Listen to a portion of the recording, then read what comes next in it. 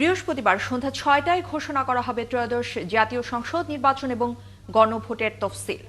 বুধবার বিকেলে নির্বাচন কমিশনের বৈঠক শেষে এই তথ্য জানিয়েছেন নির্বাচন কমিশন সচিব। এদিকে তফসিল ঘোষণার সব প্রস্তুতি এরই মধ্যে সম্পন্ন করেছে ইসি। এদিন দুপুরে রাষ্ট্রপতির সাথে ভোটের তারিখ নিয়ে আলোচনা করতে বঙ্গভবনে যায় সিইসির নেতৃত্বে পুরো কমিশন। ফারজানা আক্তার জানাচ্ছেন বিস্তারিত। নির্বাচন নিয়ে সব জল্পনা কল্পনার অবসান ঘটিয়ে আগামীকাল তফসিল ঘোষণা করতে যাচ্ছে নির্বাচন কমিশন। বৃহস্পতিবার সন্ধ্যা ৬টায় জাতির উদ্দেশ্যে ভাষণ দেবেন প্রধান নির্বাচন কমিশনার, যেখানে থাকবে আগামী ত্রয়োদশ জাতীয় সংসদ নির্বাচন ও গণভোটের তারিখ। মা, পিম্পল 5 দিনেই চলে যাবে। যাবে না মা। যাক, নিমের 5 অংশের পাওয়ারে 5 দিনেই দূর হবে পিম্পল। হিমালয়া পিউরিফাইং নিম ফেস ওয়াশ।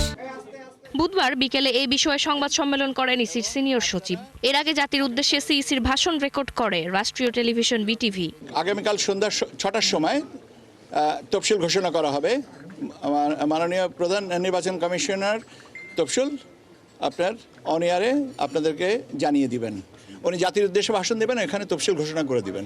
বাগেরহাটে 4 আসন ও গাজীপুরে 5 আসন রেখে হাইকোর্টের রায় বহাল রেখে বুধবার আপিল বিভাগ যে রায় দিয়েছে, তফসিলে তার কোনো প্রভাব পড়বে না বলেও জানান ইসি সচিব।